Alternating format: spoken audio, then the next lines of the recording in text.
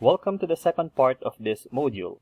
Here, we will discuss the anatomy of the rest of the major brain parts like the diencephalon, the pituitary gland, the cerebellum, the midbrain, pons, and the medulla.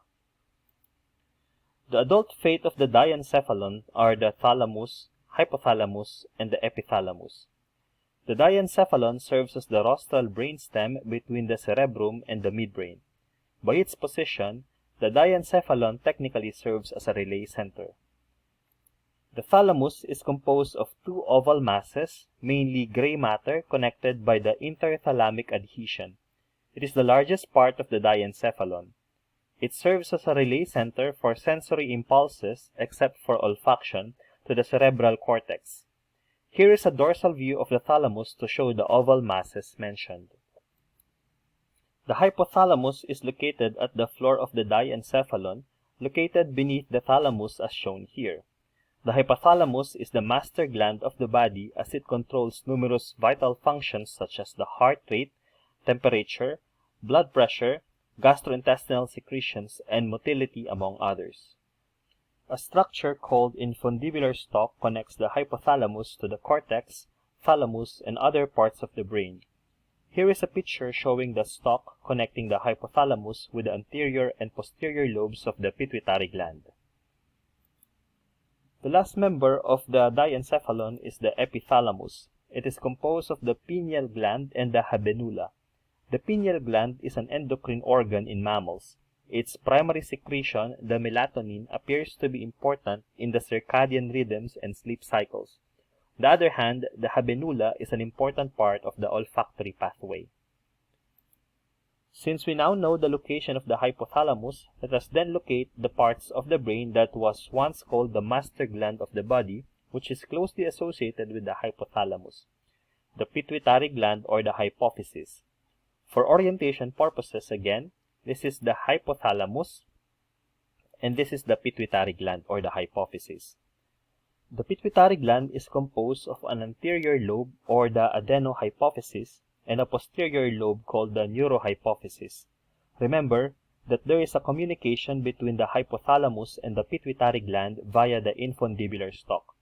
In your endocrinology class, you will learn the physiological relationship between these two parts of the brain and the specific hormones that they release. Remember, the pituitary gland is encased in a depression in the sphenoid bone called the sella turcica. Next, let us have a look at the little brain called the cerebellum. Here is a lateral view of the brain, and here is the cerebellum. The cerebellum is the second largest division of the brain next to the cerebrum. It is located dorsal to the pons and medulla and caudal to the occipital lobe, from which it is separated by the transverse fissure.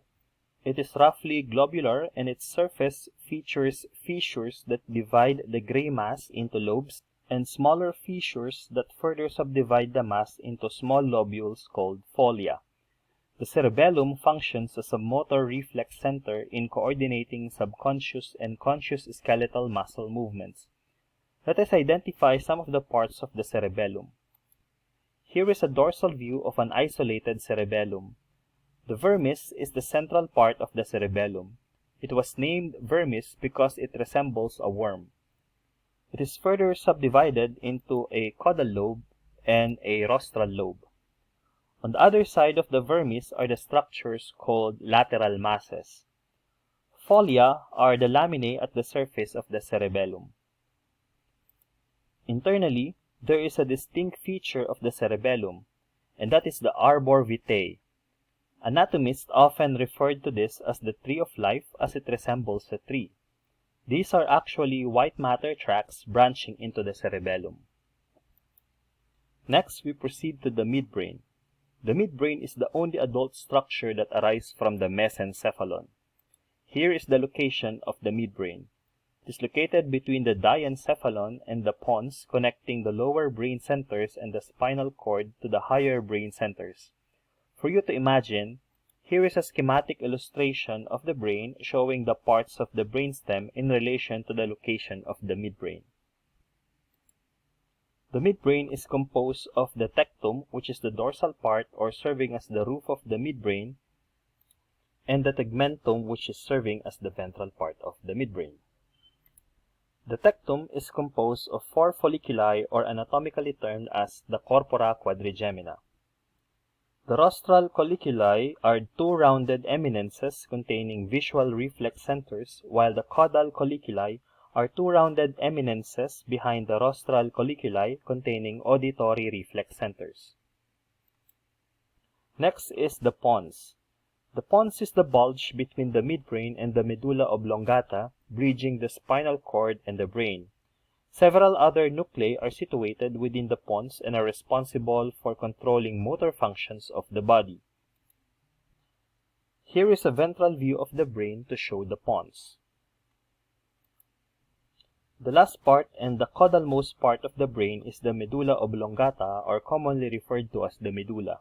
It continues caudally, exiting at the foramen magnum as the spinal cord.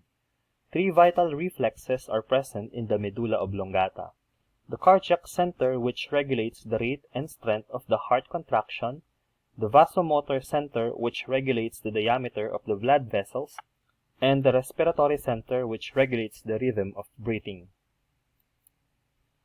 And that ends our discussion on the anatomy of the remaining parts of the brain, like the diencephalon, the cerebellum, midbrain, medulla oblongata, and the pons.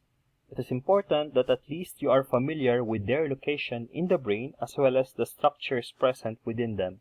You may now proceed to the next part of this module, which will discuss the anatomy of the other parts of the brain, like the brain ventricles and the different layers of the brain meninges.